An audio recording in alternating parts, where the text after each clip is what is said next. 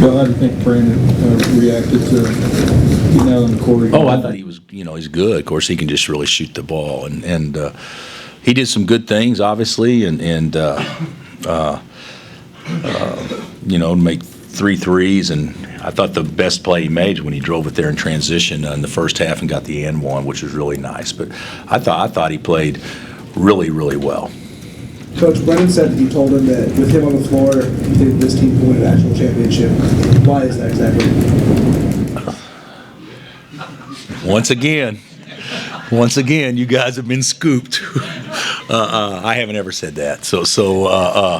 But I do think that we have a lot of pieces that I think that will, offensively that will be hard to guard. It'd be easier to find 3 guys that are playing well when you're playing 5. But no, I've never said that. He gets a little bit carried away sometimes when he gets excited and actually remembering or stating fact. So, but I do think we have a chance to be one of the better teams. I do think that. He also said, though, that he talked to you a lot during this time period, that you guys just talked and got on the same page. Did you guys have a lot of conversations over the last couple of weeks? Yeah, we had some, but most of them were let me make this real clear. We don't need to get on the same page. He needs to get on our page. Okay, and we had several or a few good talks initially, really good talks. So I thought that was good, and his attitude's been really good, and I think he wants to be a part of everything that's going on here. So I'm pleased with him. But to read anything more into it than that, I don't think that would be an accurate way to do it at all. How do you feel about your team at halftime? Well, I think that we actually offensively, other than unforced errors, unforced turnovers, I thought that was about as efficient as you can be. But defensively, we didn't guard them. We didn't guard them until the last 16 minutes of the game, but to think that Holy Cross could come in here and shoot over 50% with well over 50% with 16 minutes left in the game, that's not very good. But we did lock them up pretty good after that, and now they made some good shots and everything. But still, I don't think that our attention to detail defensively was very good tonight.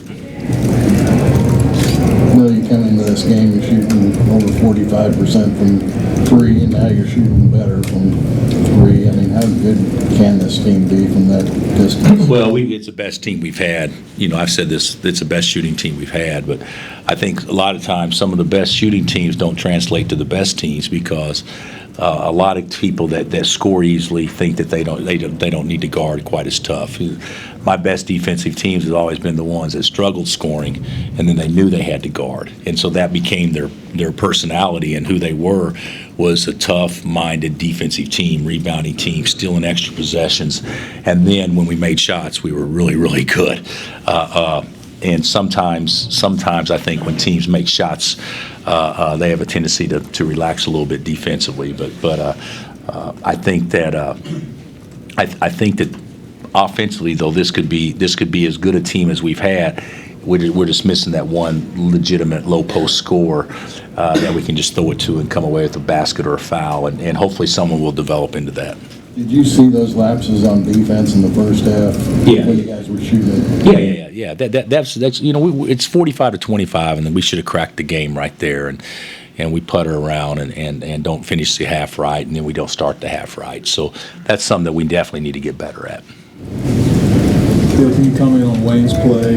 Do you feel like he had a pretty good game? I bet he's okay. Yeah, the thing about it is when you make shots, everything looks good, and I do think that he played pretty well, but he had 4 bad turnovers too, so that were unforced. So they didn't pressure us. So for us to have that many turnovers in the first half, is doesn't bode well for our ball handling. So, but I do think Wayne played well. I thought everybody played pretty well. I don't think anybody was exceptional, but I thought everybody played pretty well. And offensively, most of the guys were very efficient.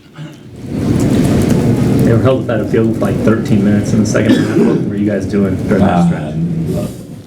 Nothing that we weren't supposed to be doing the whole time, but we wanted to create havoc in the full court, and then if they got into the scoring area, then we wanted to be sound and only have to guard their stuff for 15 seconds or so because they'd have to scramble for a shot, and that happened a lot in the second half, and then we were able to rebound the ball decently whenever they did miss. I think the focus was better on the glass, especially after Harvard.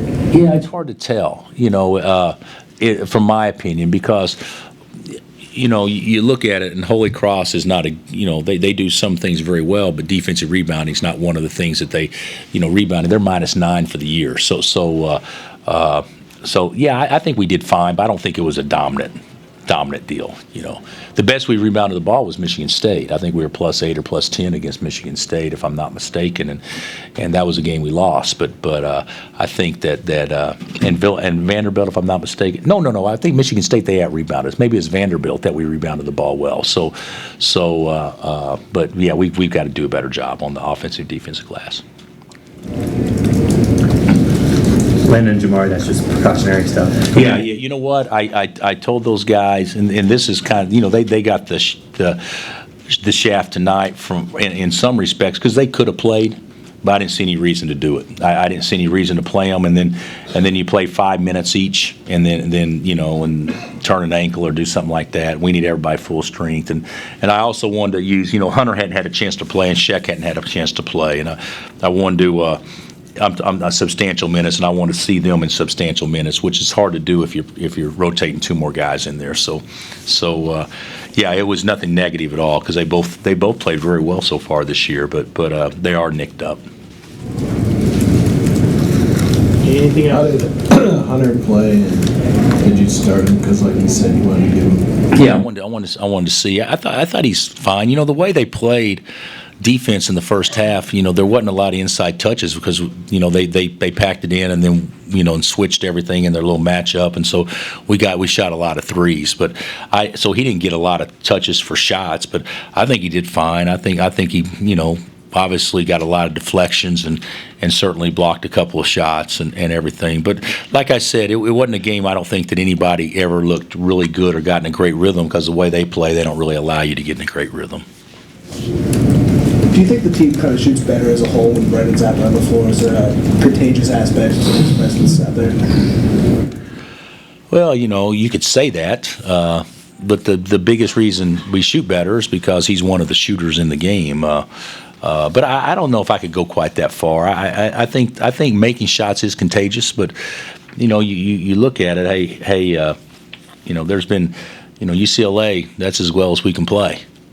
Making shots, and Brandon wasn't at that game, and so you can make cases that sometimes it is and sometimes it's not. But I think you're reading into it way too much. If we give one guy, there's certain things that guys can do to give us confidence, and Brandon's a guy that can give our team confidence from a shooting standpoint, and Frank's a guy that can give your team confidence different ways, and Perry different ways. But yeah, you could say that Brandon certainly gives us a confident shooting team because he's so confident. But I don't know if there's a trickle down effect on everybody else. I can't say that. We shot it pretty well all year. All right, thanks, Coach. Okay, guys.